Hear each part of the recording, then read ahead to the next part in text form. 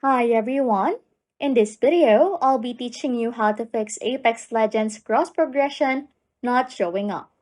First things first, confirm if the cross progression feature has been rolled out to your account already, because it might be distributed to players in stages, so it could be still pending for your account. But in order for you to proceed, you can also access the EA account website and navigate to the Connections tab and ensure that all accounts you want to use for cross progression are linked properly. Make sure also that you are using the latest version of Apex Legends and ensure that the game is updated to the newest patch or version available.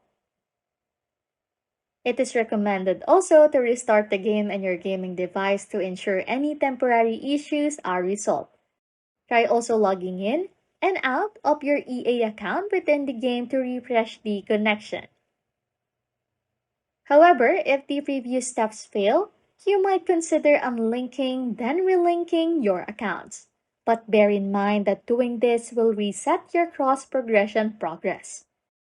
Lastly, if the problem still persists after relinking, reaching out to support for further assistance might be the necessary step for you. Anyways, if you like content like this, don't forget to subscribe to this channel or comment down below any tutorials you want us to make so we can help you.